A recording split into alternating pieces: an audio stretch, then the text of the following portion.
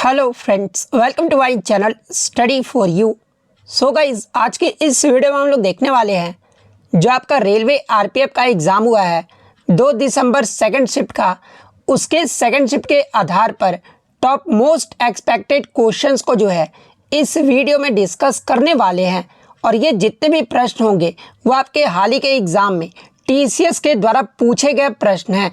तो जिन भी कैंडिडेट्स का आगे आने वाले शिफ्टों में रेलवे आरपीएफ का एग्ज़ाम होने वाला है, तो मैं आपको 100% ये गारंटी देता हूँ कि आपके रेलवे आरपीएफ के एग्ज़ाम में यहाँ से प्रश्न ज़रूर पूछे जाएंगे। तो वीडियो को जो है लास्ट तक ज़रूर देखिएगा। और आपसे रिक्वेस्ट करता हूँ, अभी तक आपने मेरे चैनल को अगर सब्सक्राइब नहीं किया है तो रेलवे आरपीएफ एग्ज़ाम से रिलेटेड पल पल की अपडेट के लिए जो है चैनल को सब्सक्राइब ज़रूर कर दीजिएगा। और बगल में ही आपको एक बेल आइकन यानी घंटे का निशान भी दिख रहा होगा, तो आप उसे भी जो है ज़रूर प्रेस कर दीजिएगा। तो चलिए वीडियो को स्टार्ट करते हैं। का पहला क्वेश्चन आया था कि where was the first match of the women's premier league 2023 held, यानी वुमेन्स प्रीमियर लीग 2023 का जो पहला मैच है ना, ये कहां पर खेला गया था। तो देखिए, वुमेन्स प्रीमियर लीग की बात कर ले तो 2023 में जो है इसका जो है ये पहला संस्करण था। और पहला संस्करण का जो पहला मैच ही है ना, ये आपका मुंबई इंडियंस और गुजरात जायंट्स के मध्य जो वो खेला गया था। और ये जो पहला मैच है ना, ये आपका कहाँ पर खेला गया था, तो ये आपका मुंबई के डीवाई पाटिल स्टेडियम में जो वो खेला गया था। तो कहाँ पर खेला गया था ये पूछा गया था, तो मुंबई आपका यहाँ पे करेक्ट आंसर होगा। वहीं अगर स्टेडियम पूछ ले कि किस स्टेडियम में खेला गया था, तो ये आपका मुंबई के डीवाई पाटिल स्टेडियम में जो वो खेला गया था। तो ये फैक्ट भी आपको ध्यान में रखना है। अब देखिए, डब्ल्यूपीएल से आपका पूछा गया, तो आगे की शिफ्टों में भी जो यहाँ से प्रश्न पूछा जाएगा। तो देखिए, वुमेन्स प्रीमियर लीग 2023 जिसका जो कि आपका पहला सीजन था, और इसका जो फाइनल मैच है ना, ये किसके मध्य खेला गया था। तो देखिए, फाइनल जो मैच है ना, ये आपका मुंबई इंडियंस और दिल्ली कैपिटल्स के मध्य जो वो खेला गया था। और इसका जो विजेता रहा था, यानी 2023 का जो पहला सीजन का जो विजेता टीम रहा था ना, वो आपका मुंबई इंडियंस रहा था। और ये जो आपका कौन सा स्टेडियम में खेला गया था, तो देखिए 2023 का जो पहला सीजन है ना, इसका जो फाइनल मैच है ये आपका मुंबई के जो है ब्रेबॉर्न स्टेडियम में जो वो खेला गया था। तो ये फैक्ट भी आप ध्यान में रखिएगा। तो देखिए, ये तो आपका 2023 का पहला सीजन हो गया। 2024 में जो आपका दूसरा सीजन खेला गया ना डब्ल्यूपीएल का, इसका जो चैंपियंस टीम रहा है ये आपका रॉयल चैलेंजर्स बैंगलोर जो है इसका चैंपियंस रहा है। वहीं अगर रनर अप की बात कर ले तो ये आपका दिल्ली कैपिटल्स रहा है। यानी अगर 2024 में डब्ल्यूपीएल का अगर पूछा जाए फाइनल मैच किसके मध्य खेला गया था, तो ये आपका रॉयल चैलेंजर बैंगलोर और दिल्ली कैपिटल्स के मध्य जो वो खेला गया था। और ये जो फाइनल मैच है 2024 का, ये जो है कहां पर खेला गया था, तो ये जो आपका 17 मार्च 2024 को जो है नई दिल्ली के अरुण जेटली क्रिकेट स्टेडियम में जो वो खेला गया था। वहीं अगर मैं बता दूं कि दो जो सीजन खेले गए ना डब्ल्यूपीएल के, इसमें 5 टीमों ने जो वो भाग लिया है। और अगर बात कर ले कि फाइनल जो मैच है ये आपका 2024 में डब्ल्यूपीएल का जो पहला मैच है ये किसके मध्य खेला गया था, तो देखिए 2024 का जो दूसरा सीजन हुआ था, इसका जो पहला मैच है ना, ये आपका मुंबई इंडियंस और दिल्ली कैपिटल्स के मध्य जो वो खेला गया था। और कब खेला गया था, तो ये आपका 23 फरवरी 2024 को जो वो खेला गया था। और कहां पर और किस स्टेडियम में खेला गया था, तो ये जो आपका एम चिन्नास्वामी स्टेडियम जो कि आपका बैंगलोर में है, यहां पर जो वो खेला गया था। तो ये सारे फैक्ट जो आपको ध्यान में रखना है।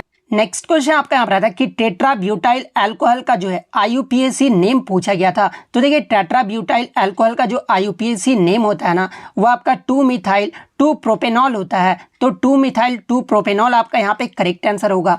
वहीं अगर बात कर ले टेट्रा ब्यूटाइल अल्कोहल का सूत्र अगर एग्जाम में पूछा जाए, तो देखिए इसका जो सूत्र होता है ना, वो आपका CH3 होता है। तो ये फैक्ट भी आप ध्यान में रखिएगा। और आप कमेंट करके जवाब दीजिएगा कि आईयूपीएसी का जो है फुल फॉर्म क्या होता है, ये जो आप कमेंट करके जरूर जवाब दीजिएगा।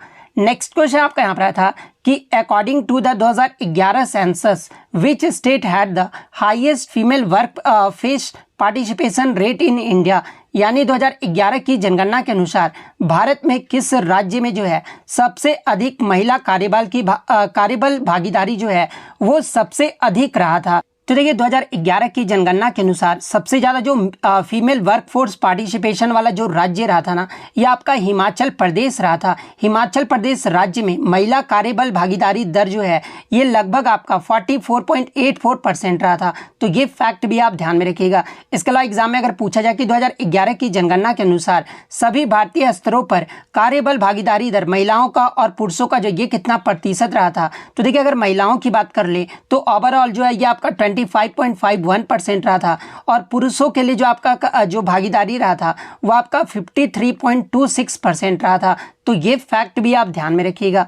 नेक्स्ट क्वेश्चन आपका यहाँ पर था कि गगन नारंग ने जो है शूटिंग में कौन सा मेडल जीता था। तो देखिए गगन नारंग की बात कर ले तो ये जो आपका शूटिंग खेल से संबंधित है और ये जो आपके 2012 का जो आपका ग्रीष्मकालीन ओलंपिक हुआ था ना, जो कि आपका लंदन में आयोजित किया गया था। और गगन नारंग ने जो है इस ओलंपिक में पुरुष के 10 मीटर एयर राइफल आयोजन में जो है ये भारत की तरफ से जो है ये ब्रॉन्ज मेडल यानी कांस्य पदक जो वो जीते थे। तो ब्रॉन्ज मेडल आपका यहाँ पे करेक्ट आंसर होगा। लेकिन कुछ बच्चों ने बताया कि यहाँ पे वर्ष जो वो पूछा गया था। तो देखिए गगन नारंग ने जो है आपका राइफल में जो है ये जो कांस्य पदक है ना, ये 2012 के जो है लंदन ओलंपिक में जीता था। तो अगर वर्ष पूछा गया था तो 2012 आपका यहाँ पे करेक्ट आंसर होगा। इसके अलावा मैं आपको बता दूं कि 2012 के लंदन ओलंपिक में ही जो है साइना नेहवाल ने जो है बैडमिंटन में जो है ये ब्रॉन्ज मेडल जीती थी। तो ये फैक्ट भी आप ध्यान में रखिएगा। इसके अलावा अगर 2024 की अगर ओलंपिक की बात कर ले तो देखिए 2024 में जो आपका ओलंपिक है ये आपका पेरिस फ्रांस में आयोजित किया गया है और इसमें शूटिंग में भारत के जो है 3 जो है वो पदक आए हैं और वो 3 पदक जीतने वाले विजेता का नाम आपको ध्यान में रखना है। जैसे कि मनु भाकर ने जो है वुमेन्स 10 मीटर एयर पिस्टल में जो है ये कांस्य पदक जीती है।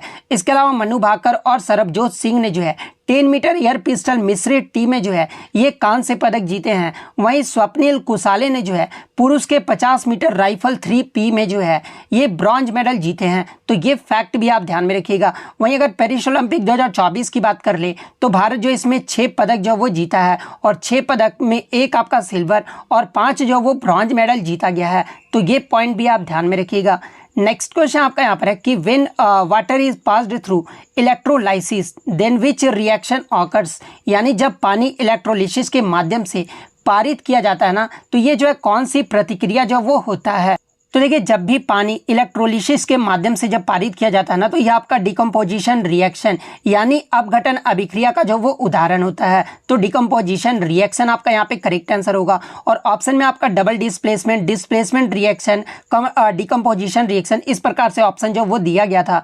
तो डिकम्पोजिशन रिएक्शन आपका यहाँ पे करेक्ट आंसर होगा। उदाहरण के तौर पर मैं आपको बता देता हूँ, एक आपको रिएक्शन देकर भी बता देता हूँ। जैसे यहाँ पर 2H2O, ये जो आपका 2H2 बन रहा है प्लस O2 बन रहा है। यहाँ पे आप क्लियरली देख सकते हैं इस रिएक्शन में कि पानी के जो 2 अणु है ना और 2 हाइड्रोजन और 1 जो है ऑक्सीजन गैस जो वो बनाता है। तो ये आप जो है रिएक्शन जो वो ध्यान में रखिएगा। नेक्स्ट क्वेश्चन आपका यहाँ पर है कि जो चिटगांव आर्मरी रेड यानी जो चटगांव शस्त्रागार जो छापा हुआ था ना, ये कब हुआ था। तो देखिए ये जो आपका चिटगांव जो आर्मरी रेड है ना, ये आपका 18 अप्रैल 1930 को जो है ये आपका हुआ था। और इसके जो नेतृत्व है ये किसने किया था, तो इसका जो नेतृत्व है ना ये भारत के महान क्रांतिकारी सूर्य सेन ने जो इसका नेतृत्व जो वो किया था। तो 18 अप्रैल 1930 आपका यहाँ पे करेक्ट आंसर होगा। और देखिए मैं आपको बता दूं कि सूर्य सेन को ही जो है ये आपके मास्टर दा के नाम से भी जो वो जाना जाता है। तो ये फैक्ट भी आप ध्यान में रखिएगा। नेक्स्ट क्वेश्चन आपका यहाँ पर आता है कि अलाउद्दीन खिलजी के तहत दक्षिण भारत अभियान का सेनापति जो है ये कौन था। कुछ बच्चों ने इस क्वेश्चन को बताया है और कुछ बच्चों ने क्वेश्चन ये बताया था कि अलाउद्दीन खिलजी के शासन काल में दक्षिण में सबसे पहला जो आक्रमण है ना ये कहाँ पर किया गया था। तो देखिए मैं दोनों क्वेश्चन का आंसर जो आपको दे देता हूँ। तो देखिए अलाउद्दीन खिलजी के तहत दक्षिण भारतीय अभियान का जो सेनापति था ना ये मलिक काफूर था। तो मलिक काफूर आपका यहाँ पे करेक्ट आंसर होगा। इसके अलावा मैं आपको बता दूं कि ये जो मलिक काफूर है ना ये अलाउद्दीन खिलजी का जो है ये दूसरा और सबसे शक्तिशाली शासक था। और काफूर ही जो है ये आपका ताज अल दीन इज उल दवाला के नाम से भी जो वो जाना जाता है। एग्जाम में यहाँ से एक प्रश्न पूछा जाता है पूछा ये जाता है कि ताज अल दीन इज अल दावला के नाम से जो ये किसे जाना जाता है, तो ये आपके मलिक काफूर को जो वो जाना जाता है। अब दूसरे क्वेश्चन की ओर देखें तो अलाउद्दीन खिलजी के शासनकाल में दक्षिण में जो सबसे पहला जो आक्रमण है ना, ये 1303 ईस्वी में जो है ये तेलंगाना पर जो वो आक्रमण किया गया था। तो अगर ये पूछा गया था तो 1303 तेलंगाना आपका यहाँ पे करेक्ट आंसर होगा। इसके अलावा अलाउद्दीन खिलजी की बात कर ले तो देखिए इसका जो शासनकाल है ये 1296 से लेकर जो है 1316 ईस्वी तक रहा था। और अलाउद्दीन खिलजी ने अपनी जो राजधानी है ना, ये 1303 ईस्वी में जो है अपनी राजधानी जो है वो सीरी के जो न्यू है वो रखा था। और इसने सीरी राजधानी की आवश्यकता को पूरा करने के लिए जो है हौज खास नामक एक जलाशय का निर्माण भी जो वो करवाया था। तो ये पॉइंट भी आप ध्यान में रखिए। इसके अलावा एग्जाम में पूछा जाता है कि अलाउद्दीन खिलजी ने अपने शासन काल के दौरान जो है कितने कर लगाए थे। तो देखिए अलाउद्दीन खिलजी ने अपने शासन काल के दौरान जो है वो 3 कर जो वो लगाए थे। और वो 3 टैक्स कौन कौन से थे, तो पहला आपका जजिया कर, सेकंड आपका घराई कर और थर्ड आपका जकात कर जो वो शामिल था। इसके अलावा दक्षिण भारत में सैन्य अभियान शुरू करने वाला भी जो शासक था ये अलाउद्दीन खिलजी ही जो है वो शुरू किया था। और इसे जो समाप्त है ना, ये मोहम्मद तुगलक के द्वारा जो वो किया गया था। तो ये सारे फैक्ट जो आपको ध्यान में रखना है। नेक्स्ट क्वेश्चन आपका यहाँ पर आया था कि भारतीय संविधान के किस अनुच्छेद में ये कहा गया है कि राज्य की कार्यपालिका शक्ति का जो इस्तेमाल है ना वो इस तरह से किया जाना चाहिए कि इससे केंद्र सरकार की कार्यपालिका शक्ति पर कोई असर ना पड़े, और इसके अलावा केंद्र सरकार को जरूरत पड़ने पर जो है किसी राज्य सरकार को निर्देश देने का जो वो अधिकार प्राप्त हो। तो देखिए भारतीय संविधान के अनुच्छेद 257 में जो है कुछ मामलों में राज्यों पर संघ के नियंत्रण के बारे में जो वो बताया गया है, और जिसमें आपका बताया गया कि राज्य कार्यपालिका शक्ति का इस्तेमाल इस तरह से किया जाएगा कि इसमें केंद्र सरकार की कार्यपालिका शक्ति पर जो है कोई भी असर ना पड़े, और इसके अलावा केंद्र सरकार को जरूरत पड़ने पर किसी राज्य सरकार का निर्देश देने का जो है वो अधिकार प्राप्त हो। तो अनुच्छेद 257 आपका करेक्ट आंसर होगा। नेक्स्ट क्वेश्चन आपका यहाँ पर आया था कि which Manipuri classical dancer opened the Govind ji Nartanalaya dance school for women in Imphal, यानी किस मणिपुरी शास्त्रीय नृत्यांगना ने जो है इम्फाल में महिलाओं के लिए गोविंद जी नर्तनालय नृत्य विश्वविद्यालय जो वो खोले थे। तो देखिए यहाँ पर जब भी आपको क्वेश्चन मणिपुरी शास्त्रीय नृत्य से आ जाना तो देखिए आपको देख लेना था कि मणिपुरी शास्त्रीय नृत्य से जो है कौन कौन कलाकार जो वो संबंधित है। तो ऑप्शन में आपका गुरु विपिन सिंह दिया गया था। तो देखिए गुरु विपिन सिंह मणिपुरी नृत्य का जो इन्हें जनक माना जाता है, और इन्होंने ही जो है आपके इम्फाल में महिलाओं के लिए गोविंद जी नर्तनालय नृत्य विश्वविद्यालय जो वो खोले थे। तो गुरु विपिन सिंह आपका यहाँ पे करेक्ट आंसर होगा। इसके अलावा मैं आपको बता दूं कि गुरु विपिन सिंह ही जो है 1972 में कलकत्ता में जो है मणिपुरी नर्तनालय नृत्य विश्वविद्यालय भी जो वो बनाए थे। तो ये फैक्ट भी आप ध्यान में रखिएगा। नेक्स्ट क्वेश्चन आपका यहाँ पर आया था कि ईस्टर्ली जेट स्ट्रीम ब्लोज इन विच लैटिट्यूड, यानी पूर्वी जो जेट धारा है ना ये किस अक्षांश में जो वो बहता है। तो देखिए पूर्वी जो जेट धाराएं है ना ये 8 डिग्री से 35 डिग्री उत्तरी अक्षांश के बीच जो वो बहता है। तो 8 डिग्री से 35 डिग्री में जो भी आपका ऑप्शन में दिया गया होगा वो आपका यहाँ पे करेक्ट आंसर होगा। और ये जो जेट धाराएं होते हैं ना ये आपके भारत में दक्षिण पश्चिम मानसून से जो वो जुड़ी हुई होती है। तो ये फैक्ट भी आप ध्यान में रखिएगा। नेक्स्ट आपका यहाँ पर आता है कि इन विच रीजन डज लू फ्लो, यानी लू जो है ये किस क्षेत्र में बहता है। तो देखिए लू की बात कर ले तो ये जो आपका पश्चिम से आने वाली एक तेज धूल भरी गर्म और शुष्क हवा होती है, और ये जो आपका लू है ना ये मई और जून के महीने में सबसे ज़्यादा चलता है। और ये कहाँ पर चलता है सबसे ज़्यादा, तो ये आपका राजस्थान राज्य में चलता है। और ये जो आपका लू है ना ये आपका उत्तर भारत और पाकिस्तान के पश्चिमी भारत गंगा के जो है मैदानी क्षेत्र में जो वो चलता है। तो ऑप्शन में अगर आपका नॉर्थ वेस्ट दिया गया होगा तो नॉर्थ वेस्ट जो आपका यहाँ पे करेक्ट आंसर होगा। नेक्स्ट क्वेश्चन आपका यहाँ पर था कि 2020 में लता मंगेशकर पुरस्कार से किसे सम्मानित किया गया था। किसी ने बताया 2022 का पूछा गया था, किसी ने बताया 2023 का पूछा गया था। तो देखिए मैं सारा आपको बता देता हूँ कि 2020 में जो लता मंगेशकर पुरस्कार है ना ये आपके संगीत निर्देशक आनंद मिलिंद को जो वो सम्मानित किया गया था। तो 2020 का अगर पूछा गया था तो आनंद मिलिंद आपका यहाँ पे करेक्ट आंसर होगा। 2021 का अगर पूछ ले तो देखिए 2021 में आपके लता मंगेशकर पुरस्कार से जो है ये कुमार सानू को जो वो सम्मानित किया गया है। वहीं अगर बात कर ले लता मंगेशकर दीनानाथ पुरस्कार से अगर पूछा जाए तो देखिए 2022 में लता मंगेशकर दीनानाथ पुरस्कार पाने वाले जो है पहले जो व्यक्ति है ना ये आपके प्रधानमंत्री नरेंद्र मोदी हैं। तो 2022 का अगर पूछा जाए तो नरेंद्र मोदी आपका यहाँ पे करेक्ट आंसर होगा। 2023 का अगर पूछा जाए तो ये आपका आशा भोसले को जो वो सम्मानित किया गया है। 2024 में जो है अमिताभ बच्चन को जो है इसे सम्मानित किया गया है। तो ये फैक्ट भी आप ध्यान में रखिएगा। नेक्स्ट आपका यहाँ पर आता है कि डीपीएसपी यानी भारतीय संविधान के राज्य नीति के निर्देशक सिद्धांत से जो है आपका स्टेटमेंट बेस्ड जो वो प्रश्न पूछा गया था, जिसमें पूछा गया था कि डीपीएसपी जो है आपको जो है वो सही कथन जो वो बताना था डीपीएसपी के बारे में। तो एक ऑप्शन आपका दिया गया था कि डीपीएसपी जो है ना ये आपका नॉन जस्टिसेबल है यानी गैर न्याय संगत है। तो ये जो ऑप्शन था ना वो आपका डीपीएसपी के बारे में जो वो सही दिया गया है, क्योंकि जो आपका डीपीएसपी होता है ना ये आपका गैर न्याय संगत होता है। तो जिस भी ऑप्शन में आपका नॉन जस्टिसेबल दिया गया होगा तो ये वाला ऑप्शन जो आपका यहाँ पे करेक्ट आंसर होगा। इसके अलावा मैं आपको बता दूं कि ये जो आपका गैर न्याय संगत के बारे में किस अनुच्छेद में बताया गया है। तो देखिए अनुच्छेद 37 के अनुसार डीपीएसपी में निहित प्रावधान किसी भी अदालत द्वारा लागू नहीं किया जा सकेंगे, फिर भी ये सिद्धांत जो है देश के शासन में मौलिक है और कानून बनाने में इन सिद्धांतों को जो लागू करना ये जो आपका राज्य का कर्तव्य होगा। ये जो आपका अनुच्छेद 37 में जो वो कहा गया है, तो अगर अनुच्छेद पूछा गया था तो अनुच्छेद 37 आपका करेक्ट आंसर होगा। इसके अलावा डीपीएसपी का जो उल्लेख है ये आपका संविधान के भाग 4 और अनुच्छेद 36 से 51 तक जो वो शामिल है। तो ये फैक्ट भी आप ध्यान में रखिएगा। और डीपीएसपी का जो प्रावधान है ना ये आपके आयरलैंड देश के संविधान से लिया गया है। तो ये पॉइंट भी आप ध्यान में रखिएगा। नेक्स्ट क्वेश्चन आपका यहाँ पर आया था कि fundamental unit of nature is यानी प्रकृति का जो मूल इकाई पूछा गया था। तो देखिए प्रकृति का जो मूल इकाई है ना ये आपका पारिस्थितिकी तंत्र है यानी इकोसिस्टम है। तो इकोसिस्टम आपका यहाँ पे करेक्ट आंसर होगा। नेक्स्ट आपका यहाँ पर आया था कि which of the following associated with the ताना भगत मूवमेंट यानी निम्नलिखित में से जो है कौन ताना भगत आंदोलन से जो वो जुड़े हुए हैं। तो देखिए अगर ताना भगत आंदोलन की बात कर ले तो ये जो आपका ताना भगत आंदोलन है ना ये आपका अप्रैल 1914 में शुरू हुआ था और 1919 में जो है ये आपका खत्म हो गया था। और ये जो आंदोलन है ना ये आपका बिहार में शुरू हुआ था और इस आंदोलन का जो मकसद था ना वो उराव जनजाति को सामाजिक आर्थिक भेदभाव से जो वो मुक्त करना था। तो आई थिंक आपका जो है जनजाति के बारे में ही पूछा गया था कि निम्नलिखित में से कौन जो है कौन सी जनजाति जो है ताना भगत आंदोलन से जुड़ा हुआ है। तो देखिए ये जो आपका जनजाति का नाम है ना वो आपका उराव जनजाति है। तो अगर जनजाति पूछा गया था तो उराव जनजाति आपका यहाँ पे करेक्ट आंसर होगा। वहीं अगर बात कर ले ताना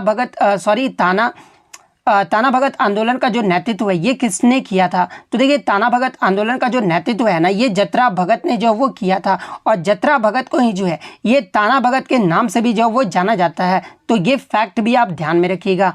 नेक्स्ट क्वेश्चन आपका यहाँ पर था कि to signify the achievement of the green revolution a stamp was released by the prime minister mister Indira Gandhi. This stamp was entitled as यानी हरित क्रांति की उपलब्धियों को दर्शाने के लिए तत्कालीन प्रधानमंत्री श्रीमती इंदिरा गांधी के द्वारा जो है एक डाक टिकट जो वो जारी किया गया था और इस स्टाम्प का जो है वो नाम पूछा गया था।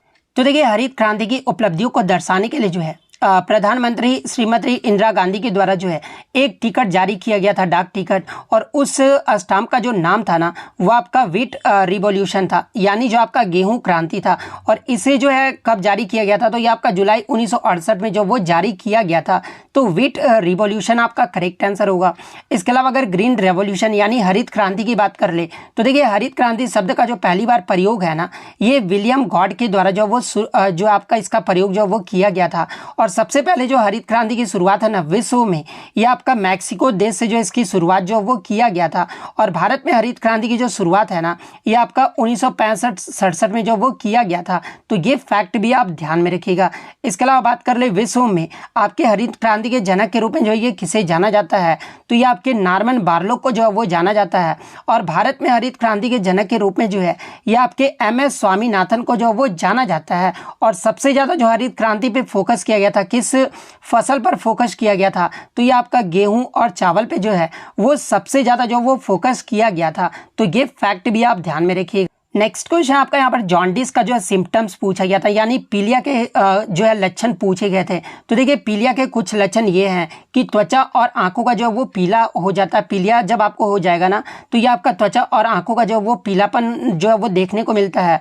उसके बाद आपको बुखार लगता है, भूख भी नहीं लगता है और जीभ मचलना और कभी कभी जो उल्टी भी इस इसमें होता है, पीलिया रोग में। इसके अलावा पीलिया में आपका सिर में भी जो वो दर्द होता है।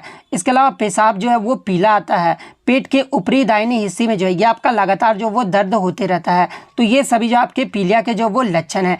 तो ऑप्शन में आपका एक दिया गया था कि त्वचा और आंखों का जो वो पीला होना होता है। तो ये वाला ऑप्शन जो दिया गया था ना, ये जो आपका यहाँ पे करेक्ट आंसर होगा।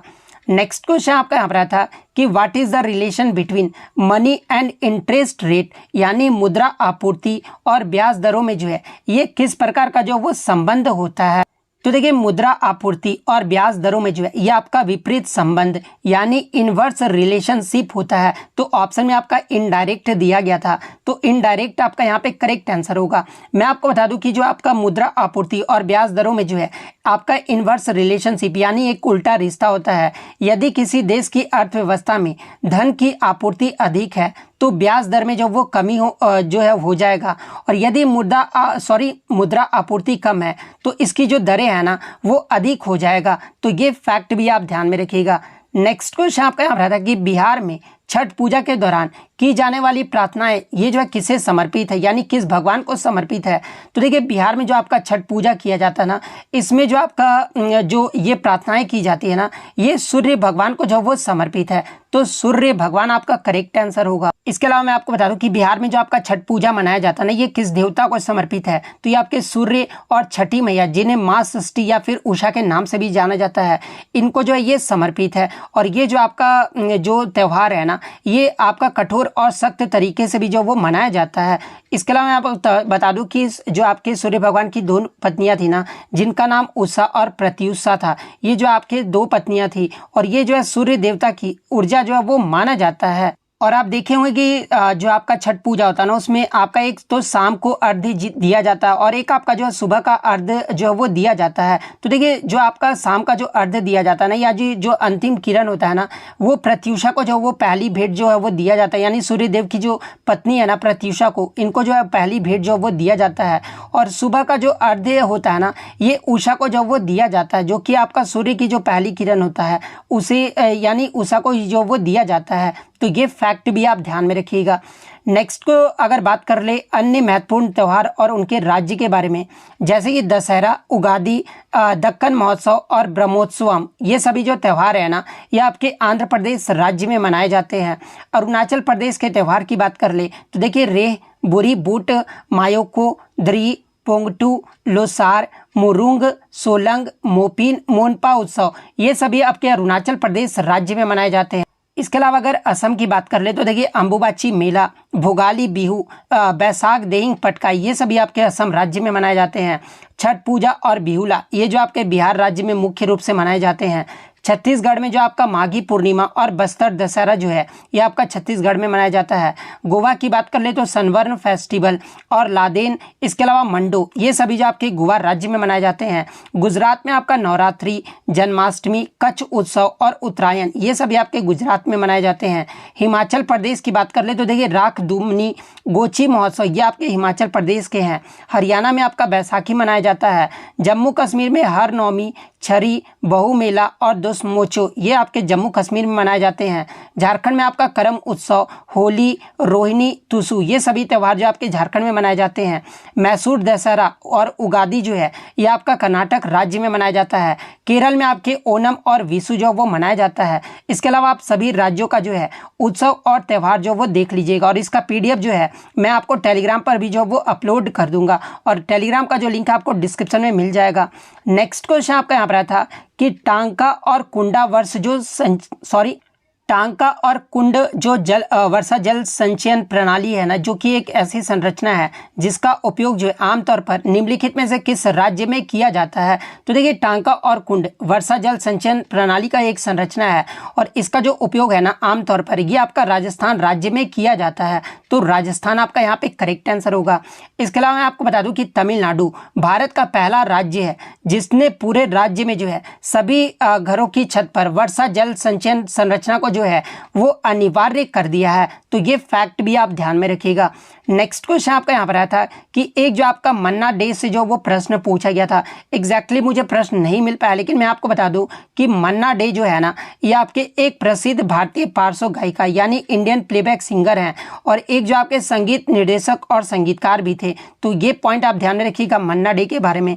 इसके अलावा अगर इनके पुरस्कार की बात कर ले तो इन्हें 1971 में जो है भारत सरकार के द्वारा पद्मश्री अवार्ड से सम्मानित किया गया था और इन्हें 1972 में जो है मेरा नाम जोकर के लिए सर्वश्रेष्ठ पार्श्व गायिका का जो है फिल्म फेयर पुरस्कार से भी जो वो सम्मानित किया गया था।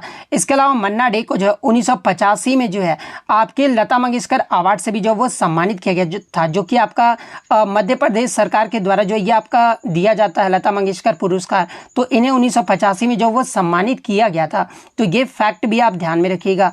नेक्स्ट क्वेश्चन आपका यहाँ रहा था कि राजा महेंद्र प्रताप सिंह स्टेट यूनिवर्सिटी ये जो है कहाँ पर है। तो देखिए राजा महेंद्र प्रताप सिंह स्टेट यूनिवर्सिटी की बात कर ले तो ये जो आपका उत्तर प्रदेश के अलीगढ़ में है, जो कि आपका एक सार्वजनिक विश्वविद्यालय है। तो अलीगढ़ आपका यहाँ पे करेक्ट आंसर होगा। नेक्स्ट अगर